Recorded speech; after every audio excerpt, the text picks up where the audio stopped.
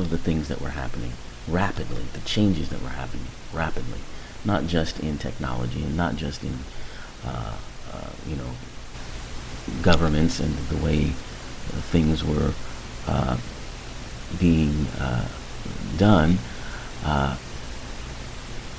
I talked about, you know, change in mind, which is basically what ultimately powers the transition era, is the change of mind, the difference in perception.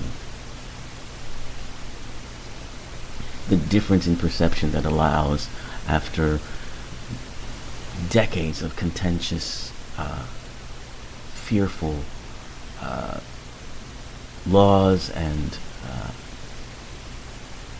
walls being built, the change of mind that allows,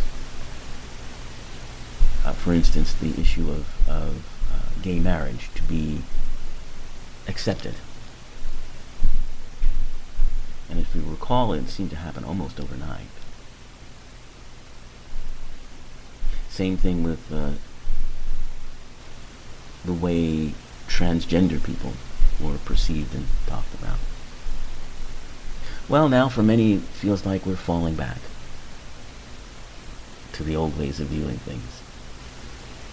That's an illusion.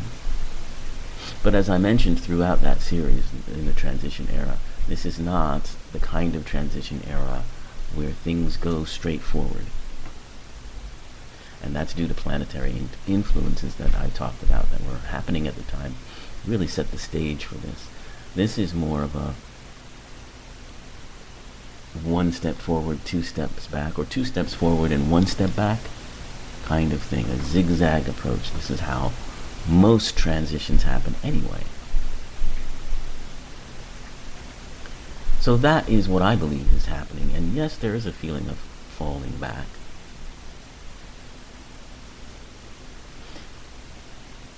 And I think it fits right in with this time change thing that we're dealing with now.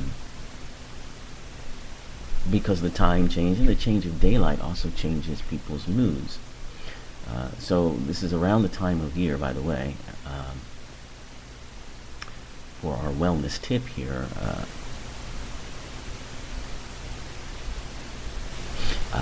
Here at the end of daylight savings time,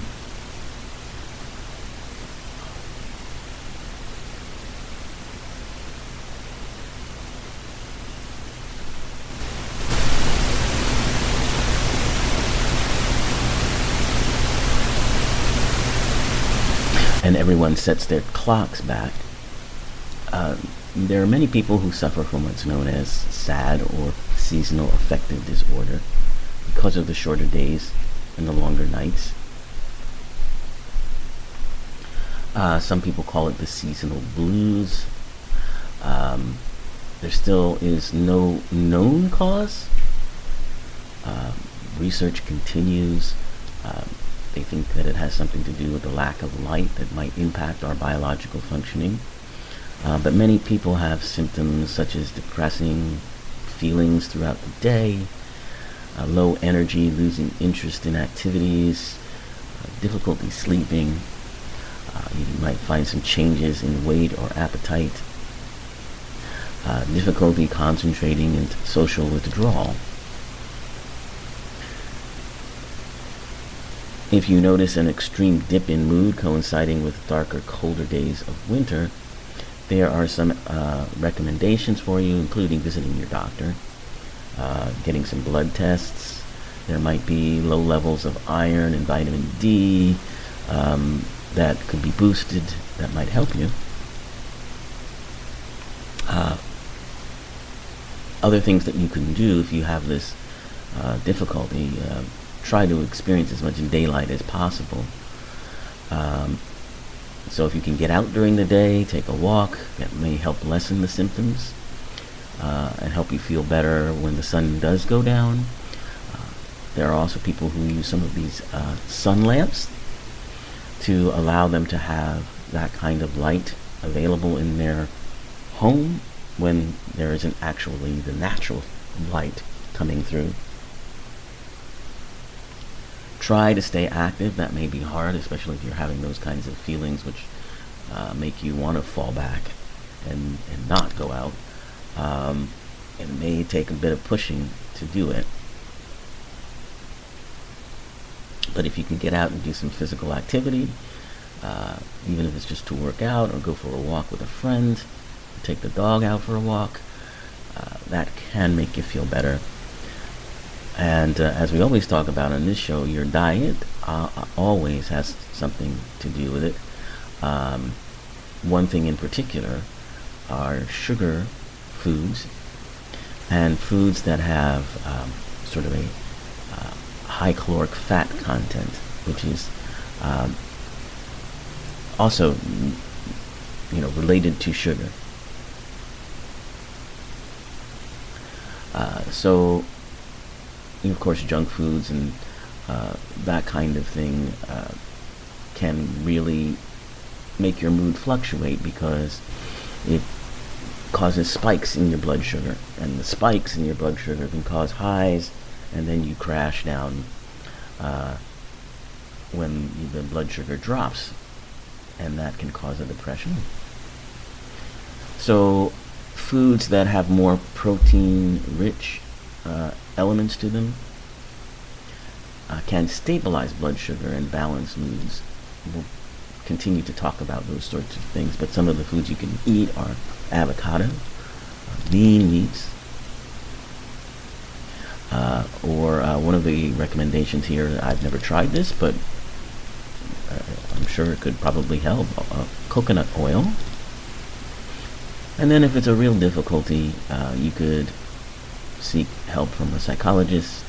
You might get some light therapy, which I was talking about before, or cognitive behavioral therapy. Hopefully you don't end up having to take medication, because as effective as it can be on certain things, I think overall antidepressant medication can have more drawbacks than positive effects. That's just my feeling. Personally, I'm one of those rare people that has reverse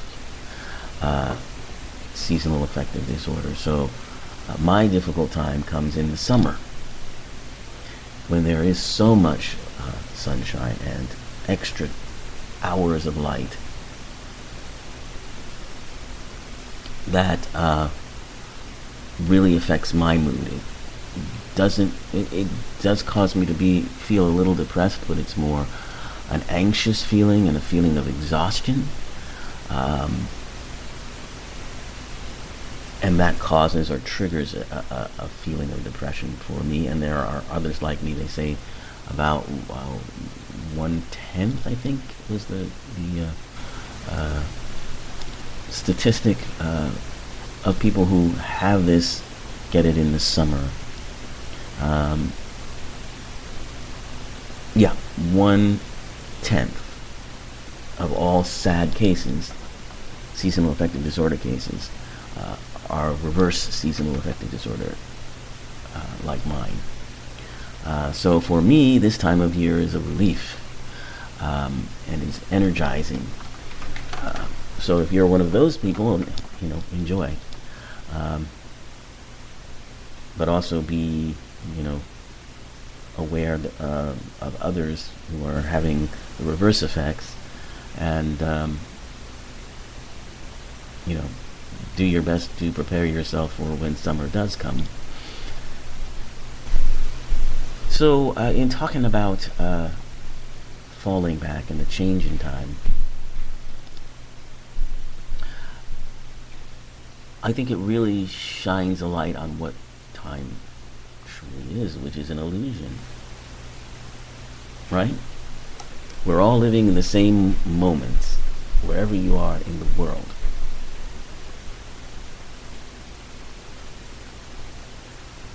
Everything that is now for everyone throughout the world. However, how that's structured, what time it is, and even the position of the sun is different depending on where you are. And this is the interesting illusion we've created, to experience everything, but in a certain way, in a certain order. There's a proliferation of popular shows dealing with time travel now in a way that there really hasn't been before. I mean, there's always been, stories about time travel, going back to H.G. Wells' Time Machine and classic episodes of Star Trek that deal with time travel. And of course Doctor Who, which I think its popularity in this country, it's always been a staple in the UK, but really it's really been in the past 10 or so years that Doctor Who has become hugely popular here in the United States, and because that deals with the intricacies of time travel, and its popularity, I think, has triggered other time travel programs that deal with it in an interesting way. Another show, an earlier show in the 90s, was Quantum Leap, in which a scientist, quantum physicist, is tossed back and forth through time at critical moments in people's lives, ostensibly to help change something that went wrong. But now we have shows like, as I said, Doctor Who, in which the Doctor, our hero, has complete control of time travel. Well, not complete control. Sometimes it goes awry, but is basically able to go back through time and either change things or make sure they stay the same.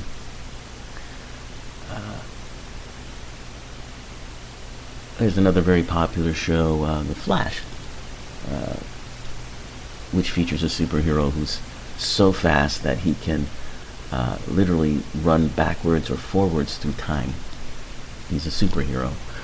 But every time he does that, he changes the timeline.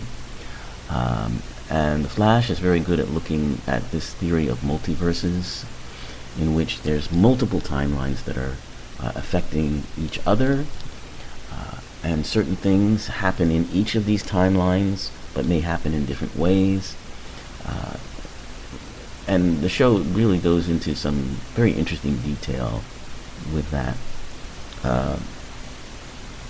There's another show called the Legends of Tomorrow. This is a group of time travelers who go through time trying to save things or change things. And then there's plenty of other shows that are talking about time travel. And whenever you see a sort of a meta theme that's arising and very popular, it's always saying something about what may be going on in our collective consciousness in our society. So, with time travel, when we talk about time travel in these shows, we're almost always talking about either changing things, improving things, or making sure they stay the same and don't get worse. And that's an interesting concept. I mean, that's an interesting